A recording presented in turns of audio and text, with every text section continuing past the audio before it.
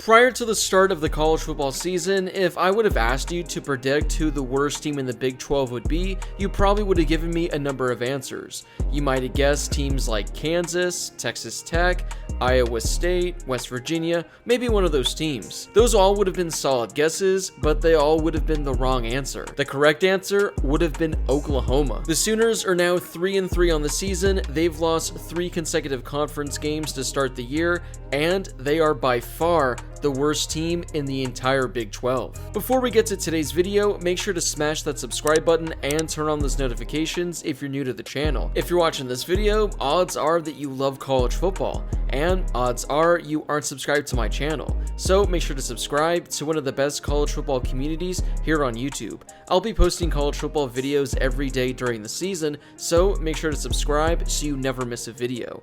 Also, make sure to drop a like on this video as well. It helps out with that YouTube algorithm and helps share the video with more college fans. Plus, it only takes a second to do. Coming into this matchup between Texas and Oklahoma, I didn't think that Oklahoma would necessarily win the game. They were missing Dillon Gabriel, and Texas overall has looked like the better team in 2022. But it's still a rivalry game, and anything can happen given the circumstances. Well, safe to say I was wrong for thinking Oklahoma stood a chance, and I don't think anybody could have expected what we witnessed on Saturday. In case you missed the game, well, I don't even know if you want to call it a game because Texas defeated Oklahoma 49-0. No, that's not a misprint. The Longhorns took down the Sooners by 49 points. This is a matchup that goes back all the way to the 1800s, and this is the largest margin of victory for Texas over Oklahoma in the history of the matchup. With this loss, Oklahoma has now lost consecutive games by 30 points or more for the first time in program history. The last time the Sooners were shut out was on November 7th in 1998. Saturday's loss snapped a streak of 311 consecutive games for Oklahoma without being held scoreless. The last time the Longhorns shut out Oklahoma came all the way back in 1965. Today also snapped a streak of 167 consecutive games in which Oklahoma scored an offensive touchdown. It was the longest active streak in all of the FBS. Saturday's 49-0 loss is also the worst shutout in Oklahoma history.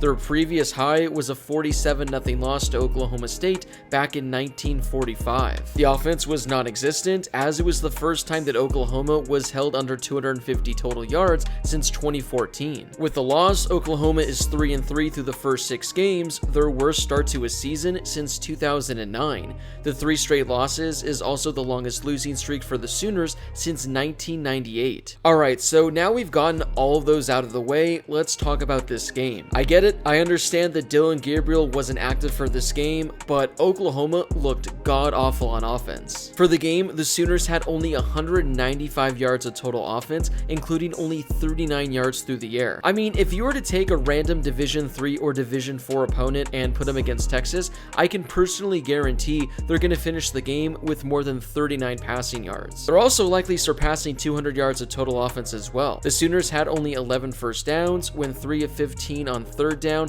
and had 2 turnovers. This is probably one of the more embarrassing performances I've seen from a Power 5 offense in quite some time. As if things couldn't get more embarrassing, let's turn things over to the defense. The Sooners defense allowed Texas to have 36 first downs. They went 10 of 15 on third down and had just under 600 yards of total offense. Quinn Ewers threw all over them as he threw for 300 yards with 4 passing touchdowns.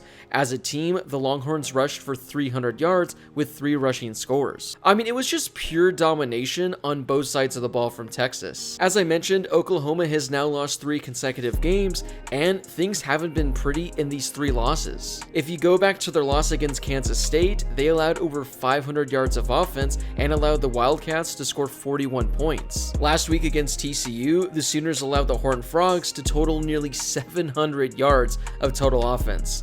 No, I'm not kidding, TCU had 670 total yards last week, and they allowed the Horned Frogs to score 55 points through 3 quarters. Then you fast forward to this week, and they allowed Texas to have nearly 600 total yards, and they allowed them to put up 49 points on the board. This Oklahoma team is down bad right now, and they honestly might have one of the worst defenses in all of college football. I mean, I guess we didn't have the strongest sample size with Oklahoma based on who they played through the first 3 weeks of the season.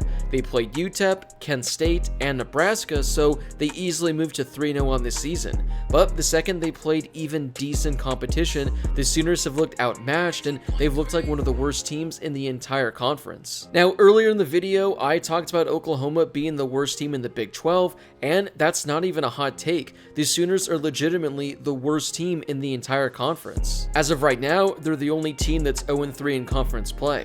Iowa State does play Kansas State later today, so maybe Iowa State loses and they join Oklahoma as the only 0-3 teams. But if these two teams were to meet right now, I think Iowa State would come out victorious. Or maybe you can make the case it's West Virginia, but still, I think I would take them over Oklahoma at this point. When Brent Venables came over from Clemson, a lot of people, myself included, were expecting this Oklahoma defense to be the best they'd looked in some time. Through the first few weeks of the season, it was certainly looking like that, but like I mentioned, over the last 3 weeks, this has been the worst defense in all of the FBS. And by the way things are looking, it's tough to see things getting better anytime soon. Now, I get it, Oklahoma did lose a lot this offseason.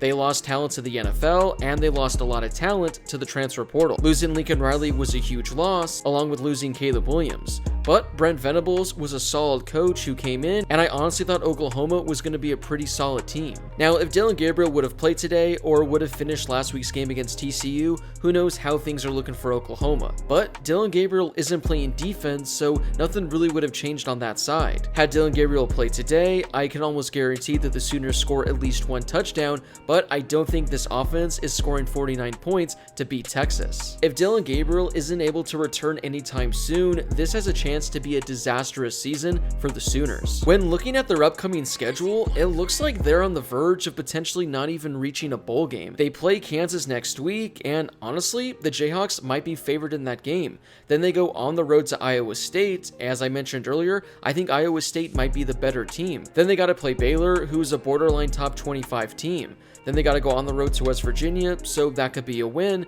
but they closed their season with Oklahoma State, a top 10 team, and on the road at Texas Tech, who's looked pretty solid so far this season. When looking at the remaining 6 games, it honestly is tough to see Oklahoma winning 3 of them. Sure, there's still a lot of season to go, but at this point, I wouldn't be surprised to see the Oklahoma Sooners finish as the worst team in the entire Big 12, which truly is a remarkable thing to say. So yeah, there are a lot of problems surrounding this Oklahoma team, and things don't look like they're going to get any better. This defense looks truly horrific, and I'm not really all that optimistic on this offense moving forward. So, what are your thoughts on Oklahoma and this insane beatdown that they suffered today against Texas? Do you think this is just a bad stretch of games, or are you like me and believe that Oklahoma is the worst team in the entire Big 12? What do you guys think is going to happen the rest of the year, and what do you think the state of the Oklahoma program is moving forward? Whatever your thoughts are on the entire situation, let me know in the comment section down below. Before you leave, make sure to smash that subscribe button and turn on those notifications if you're new to my channel.